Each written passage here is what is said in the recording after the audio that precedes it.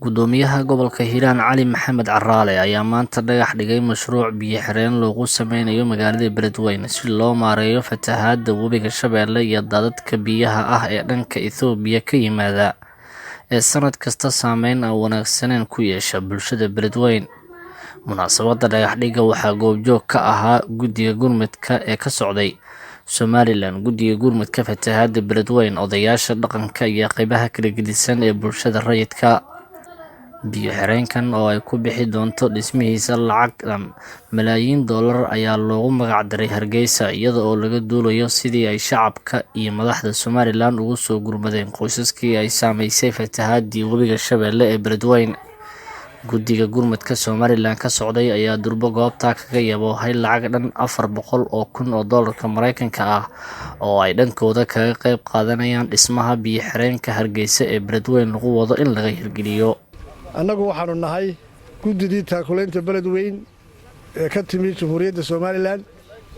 waxaanu u nimi inaannu halkan u keenno qadar lacageed oo gaadhaya 600 kun oo doolar oo aanu ugu talagalay ciddii ay waxyeelaysay fatahaadda Beledweyne.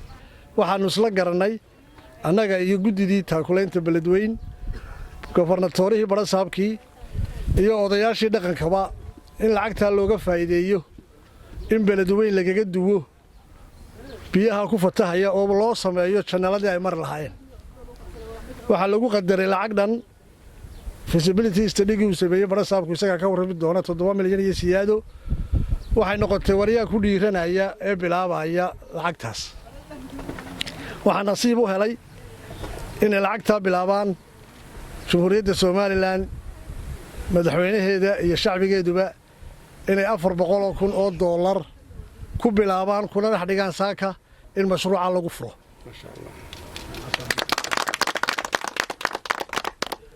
lacagtaasi waxay ka dawo tahay bilowga maanta bilaabmay inuu insha Allahu Ilaahay nooga dhigo dhammaadkana inoo raaciyo 400 kun ee mashruuca maanta aynu ku bilownay insha Allahu way ku dhammaanaysaa, waana laga hawlgelayaa, waana laga wada shaqaynayaa.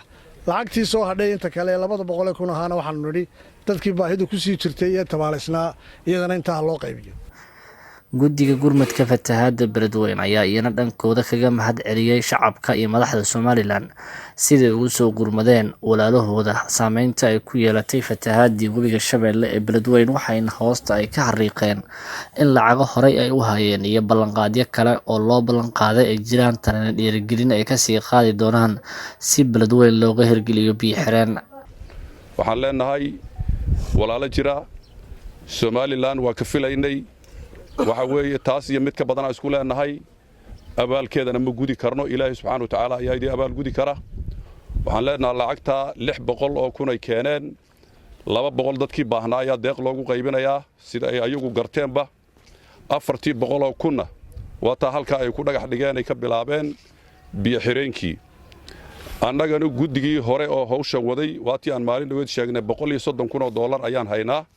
markii la isku daro waxaan haynaa 530 kun oo doolar.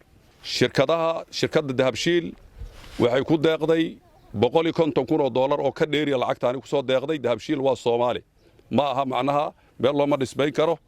hase ahaatee fadhigeedu waa Hargeysa. lacagta 150 kun oo doolar hore u dhiibeen, lacagtan socotana 50 kun oo doolar ayay ku soo dareen. lacagaha deeqaha marka la isku daro waxa hadda Soomaaliland naga soo gaaro waa milyan iyo lacag ka badan qiyaastii marka la fiiriyo halka gobolkan ee hadda ku leeyahay fatahaaddan. tan kale u baahan barnaamijkan waa ka wada hadalnay madaxda shirkadda Hormuud si gaar ah u danaynayaan. anigoo ku hadlaa magacoodan waxaan ballan qaadaynaa qaybta ugu muhiimsan ama ugu badan inaan ka qayb qaadan doono haddii la yiraahdo. maxay ahayd qof walban abaalkay geysatay waa u yaala sida guusha gaarka oo Somaliland wax yimaad ayda ugu horeysay, haddana wax yimaado oo dhagax dhiga oo mashruucii iyo dhibaatadii dhacday ka dhagax dhiga haddana ayaga ugu horeeyay. waa guul gaar ah oo Somaliland la qabin. waa uga mahad celinaynaa wadada dheer ay soo mareen. Gudoomiyaha gobolka Hiiraan Cali Maxamed Caraale oo gabagabadii ka hadlay munaasabadda dhagax dhigga biyo-xireenka ayaa u mahad celiyay Somaliland. baaq ayuuna dhanka kale u diray shacabka kale ee Soomaaliyeed, beesha caalamka iyo dowladda federaalka Soomaaliya oo ku qotamay dhankooda ay kaalin mug leh ay ka ciyaaraan dhismaha biyo-xireenka Beledweyne maanta laga dhagax dhigay. anoo ku hadlayaa magaca gobolka waa idinka guddoonnay deeqdii aadna siiseen ee $600,000 ahayd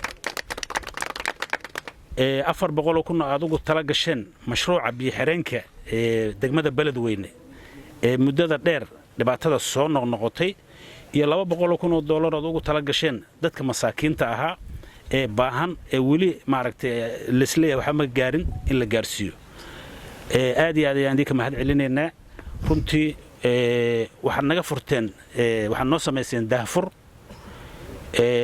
waxaad naga qaadeen isbaaro runtii annaga dhib nagu ahayd inaan bilowno maxaa yeelay qof dhibaataysan oo xanuunsan oo baahan lagama yaabo inuu raadiyo wuxuu cuno iyo wuxuu cabo iyo meeluu seexdo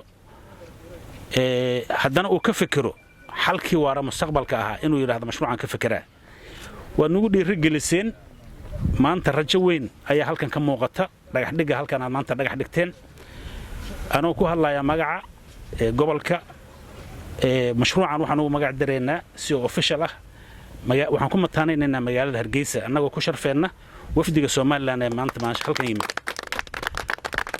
marka mashruuca wuxuu noqon doonaa mashruuca biyo-xireenka mashruuca Hargeysa ee biyo-xireenka magaalada Beledweyne mashruuca magacaas ayuu noo noqon doonaa haddii la yiraahdo magacaas ayaana sii doonaa haddii la yiraahdo Maxamed Ibrahim Siyaad Kalson TV Beledweyne